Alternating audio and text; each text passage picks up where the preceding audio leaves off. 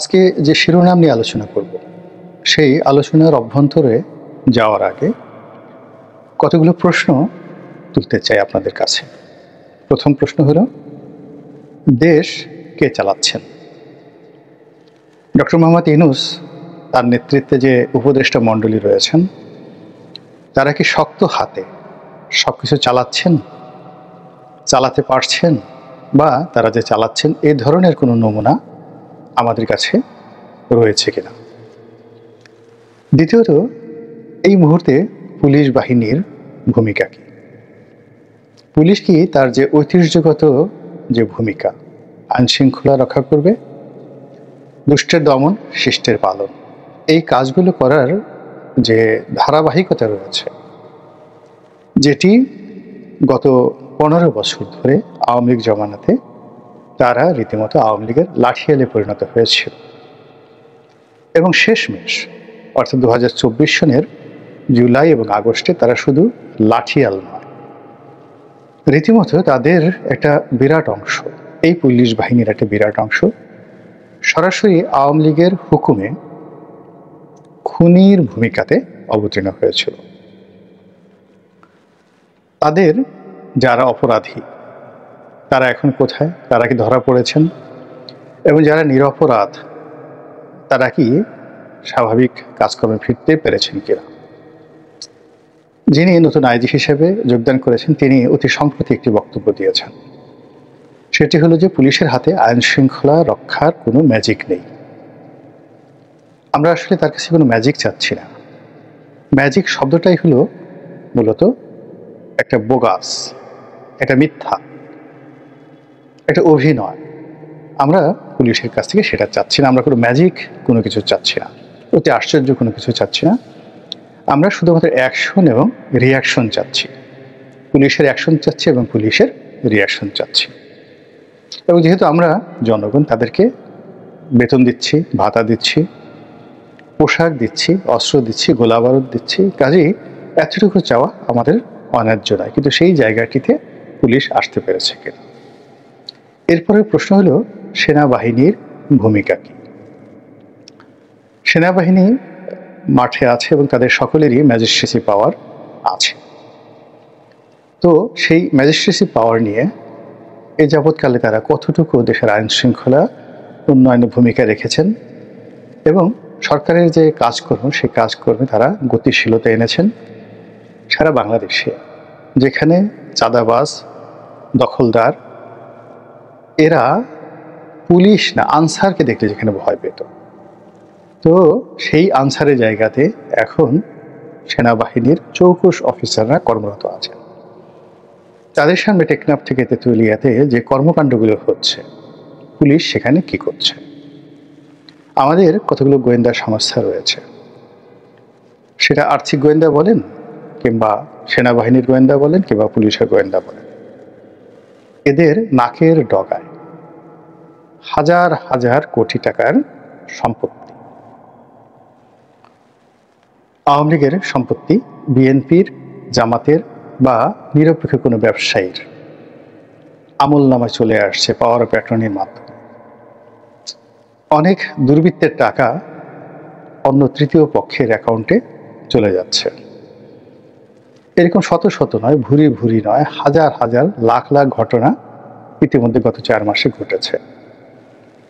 এখন পর্যন্ত কোনো আর্থিক গোয়েন্দা কর্মকর্তা যারা আছেন তারা এইরকম কোনো ট্রানজ্যাকশন বা অনিয়মিত, যেটাকে লেনদেন বলা হয়, একজন মানুষ সাধারণ ব্যবসায়ী হঠাৎ করে তার অ্যাকাউন্টে 5 কোটি টাকা, 50 কোটি টাকা, 100 কোটি টাকা চলে এসেছে, অথবা ধরুন গত 4 মাসে যে সকল পাওয়ার অফ অ্যাটর্নির মাধ্যমে হাজার হাজার বিঘা জমি, বাড়ি ইত্যাদি বিক্রয়ের জন্য আওয়ামী লীগের দোসররা অনেকেকে এখানে তারা যাকে বলা হয় পাওয়ার অফ অ্যাটর্নি দিয়েছে, এবং সেগুলো নিয়ে লেনদেন হচ্ছে, এবং সেই লেনদেনের অর্থ দেশের বাইরে চলে যাচ্ছে।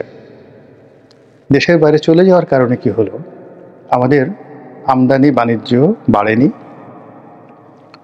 রপ্তানিও বাড়েনি। বিদেশ থেকে যে রেমিটেন্স এসেছে সেগুলোর কারণে অব্যবহৃত ফরেন রিজার্ভ সেটা বেড়ে গেছে, কিন্তু ডলারের মূল্য অস্বাভাবিক বৃদ্ধি পেয়েছে। আমি আজকের যে ভিডিওটি করছি 29 তারিখে খোলা বাজারে ডলারের মূল্য 129 টাকা, যেটি এই এক সপ্তাহ আগেও 20 টাকা 21 টাকার মধ্যে সেটা ছিল। এখন হঠাৎ করে এই ডলারের মূল্য বৃদ্ধি পাওয়ার কারণটা কি? নিঃসন্দেহে আওয়ামী লীগের যারা দুর্নীতিবাজ তাদের যে অর্থ, সেই অর্থ এই সময়টার মধ্যে পাচার হয়ে যাচ্ছে। তো এই সকল যে কর্মকাণ্ড যখন ঘটছে, ঠিক সেই সময়টাতে সচিবালয়ে আগুন লেগেছে, সেখানে পাউডার পাওয়া গিয়েছে, মৃত কুকুরের শরীর পাওয়া গিয়েছে। এরপর ভারত থেকে প্রচারণা চালানো হচ্ছে। সচিবালয়ের ভিতরে বাইরে নানা রকম গুঞ্জন। কেউ বলছে হিজবুত তাহরির ক্ষমতা দখল করার চেষ্টা করছে, বিএনপি অভিযোগ করছে স্বাধীনতা বিরোধী যারা চক্র তাদের দাপট নিদারুণভাবে বেড়ে গেছে।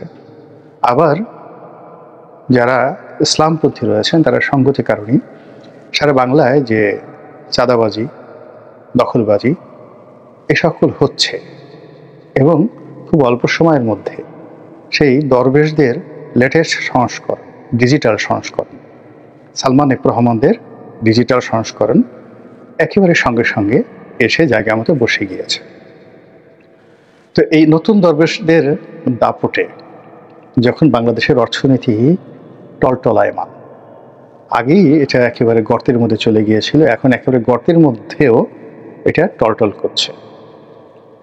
তো ঠিক সেই অবস্থাতে আবার দেশের প্রধান রাজনৈতিক দলগুলো বলার চেষ্টা করছে যে একটি ইসলামপন্থী দল অনেকগুলো ব্যাংক, এস আলম যেভাবে ব্যাংক দখল করেছে তাদের সেই ব্যাংকগুলো, অর্থাৎ এস আলমের ব্যাংকগুলো একটি ইসলামিক দলগুলো দখল করেছে।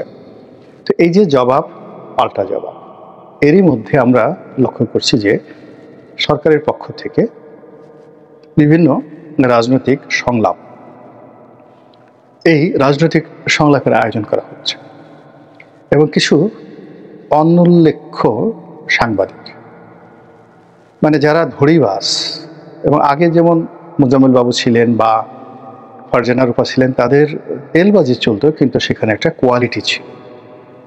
মুন্নি সাহার একটা কোয়ালিটি ছিল, সার্টেন একটা কোয়ালিটি ছিল।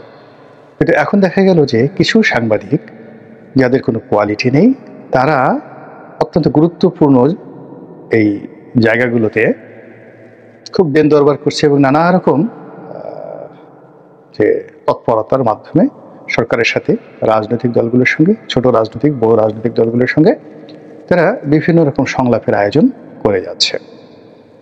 আলটিমেটলি এগুলোর কোনো ইম্প্যাক্ট নেই। মূল কারণ হলো এখন যে পুরো আমাদের দেশের যে সার্বিক অবস্থা, এখানে রাজনীতির যে ভূমিকা আমার দৃষ্টিতে 1 থেকে 2% বেশি নয়। কিংবা এখানে ডক্টর মোহাম্মদ ইউনূসের ভূমিকা বা সমন্বয়কদের যে ভূমিকা, তাও মানুষ কাউন্ট করছে। মানুষের কাছে এই মুহূর্তে শতকরা 90% মানুষের 1 নম্বর সমস্যা অর্থনৈতিক সমস্যা। সেটা প্রান্তিক কৃষক বলেন, ড্রাইভার বলেন, ঠেলা চালক বলেন, কিংবা ব্যাটারি চালিত যে রিক্সা, সেই রিক্সা ড্রাইভার বলেন, সেখান থেকে শুরু করে গার্মেন্টসগুলো যে বন্ধ হয়ে গিয়েছে, এবং সেই বন্ধ হওয়া গার্মেন্টসে প্রায় 20 লাখ শ্রমিকের যে জীবন, এই জীবনের যে নিরাপত্তাহীনতা, এটা এখন তাদের কাছে জীবন মরণ সমস্যা। কে ক্ষমতা এলো, কে গেল, কে আছে, এসব নিয়ে চিন্তা করার কোনো ফুসরত তাদের নেই। তাদের সবারই পেটের চিন্তা করতে হচ্ছে। দ্বিতীয় যে সমস্যা, যাদের হাতে একটু অর্থ আছে, বিত্ত আছে, বা এখনো পর্যন্ত যাদের পেটের চিন্তা করতে হচ্ছে না, তাদের সমস্যা নিরাপত্তাহীন।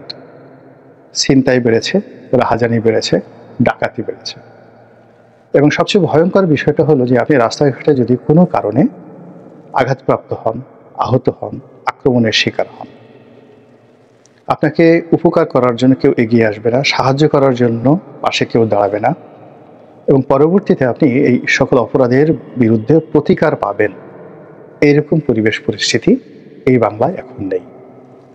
সমন্বয়ক যারা ছিলেন, জুলাই আগস্টের বিপ্লবের যারা নায়ক, আগস্ট সেপ্টেম্বর পর্যন্ত তাদের একটা ক্ষমতা ছিল, কিন্তু এখন তারা নিজেরাই নিরাপত্তাহীনতায় ভুগছেন, একাকী চলাফেরা করতে পারছেন এবং সরকারের বা নিরাপত্তা বাহিনীর প্রোটেকশন ছাড়া তারা কোথাও মুভমেন্ট করতে পারছেন না। এই হলো সার্বিক অবস্থা। এখন এই অবস্থায় বর্তমানে যারা সরকার পরিচালনা করছেন, ডক্টর মোহাম্মদ ইউনূস, তিনি কতদূর যেতে পারবেন? তার ভিতর যে যাকে বলা হয়, একটা ইংরেজিতে বলবো না বাংলাতে বলবো, ঠিক শব্দটা হলো এরকম যে তার মধ্যে এক ধরনের আত্মবিশ্বাস ছিল, একটা স্বপ্ন ছিল যে তিনি ভালো করতে পারবেন। তার একটা কানেক্টিভিটি ছিল দেশের ভিতরে এবং বাইরে, যে তিনি রাষ্ট্র ক্ষমতায় বসে চমকিত করবেন সবাইকে। কিন্তু গত 4 মাসে সব দিক থেকে শুধুমাত্র ব্যর্থতা, ব্যর্থতা, ব্যর্থতা। এই সময়ের মধ্যে আমরা খুব অল্প কয়েকবার তাকে হাসতে দেখেছি। তিনি যখন মিশরে গেলেন, ওই সময়টিতে কায়রো আল আজহার বিশ্ববিদ্যালয়ে বাংলাদেশি ছাত্রদের উপস্থিতিতে এবং কিছু বিদেশি ছাত্রদের উপস্থিতিতে তিনি যে বক্তব্য দিয়েছেন, তখন তিনি প্রাণবন্ত ছিলেন। বেসিক্যালি সে একজন মোটিভেটর, মানে মানুষকে ভালো ভালো কথা বলে উদ্দীপনা দেওয়ার ক্ষেত্রে তার জুড়ি নেই। দ্বিতীয়ত, তিনি ফান্ড কালেকশন করতে পারেন। সেই গ্রামীণ ব্যাংকের যে মহিলা, তাদেরকে বুঝিয়ে সুঝিয়ে তাদের কাছ থেকে তিনি ঋণগুলো আদায় করতে পারেন। তিনি বিশ্বের বড় বড় প্রতিষ্ঠানগুলোকে কনভিন্স করে বিনিয়োগে তিনি উদ্বুদ্ধ করতে পারেন। এটা প্রমাণিত। কিন্তু প্রশাসন চালানো, কস্ট অ্যানালাইসিস করা, কস্ট ম্যানেজমেন্ট করার ক্ষেত্রে তার ব্যর্থতা পাহাড় সমান। আপনি যদি তার গ্রামীণ ব্যাংকের অ্যাকাউন্ট শিট দেখেন, ব্যালেন্স শিট দেখেন, তার গ্রামীণ টেলিকমিউনিকেশনের ব্যালেন্স শিট দেখেন এবং তার আয়কর ফাইল দেখেন এবং তার বিরুদ্ধে আওয়ামী লীগ আমলে যে মামলাগুলো হয়েছে, সবগুলো বিবেচনা করলে আপনার কাছে কখনোই মনে হবে না যে এই ভদ্রলোক অর্থনীতিবিদ হওয়ার সত্ত্বেও টাকা পয়সার হিসাবের ক্ষেত্রে তার একটা সতর্ক অবস্থান আছে। ফলে আওয়ামী লীগ সরকার তাকে নিয়ে টানা হেঁচড়া করতে পেরেছে। ফাইলপত্রে যথেষ্ট ঘাপলা ছিল। এটা অপরাধ নয়, বা অপরাধ নাও হতে পারে, কিংবা অপরাধ। মূল ব্যাপারটা হলো যেভাবে যে জিনিসটি রাখা দরকার সেভাবে হয়নি।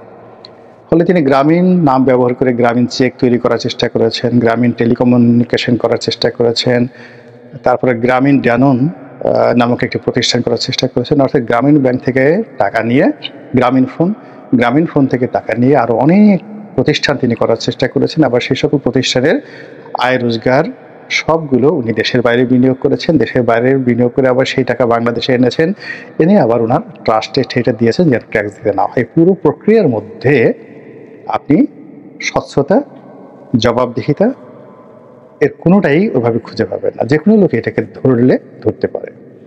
তো আপনি চিন্তা করুন যে গ্রামীণ ব্যাংক বা গ্রামীণ ফোনের টোটাল ইনভেস্টমেন্ট কত? খুব অল্প। আর বাংলাদেশের বাজেটের 6 লক্ষ কোটি টাকা প্রতি বছর আপনাকে খরচ করতে হবে।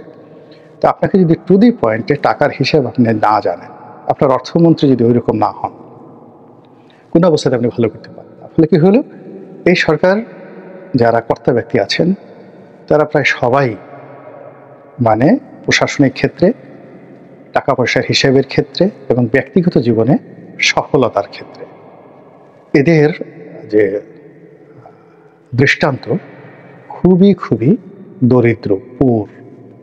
এখন কারো ঘরে যদি বউ না থাকে,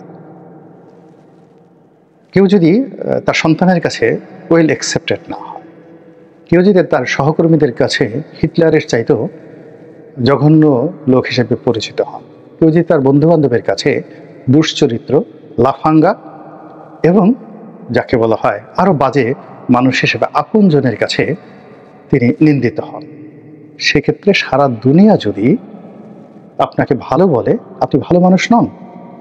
আবার সারা দুনিয়ার মানুষ আপনাকে খারাপ বলছে, কিন্তু আপনার অফিসের পিয়নটা, আপনার ড্রাইভারটা, আপনার ছেলে, আপনার মেয়ে, আপনার স্ত্রী, আপনার প্রেমিকা, আপনার বান্ধবী সবাই আপনাকে ভালো বলছেন।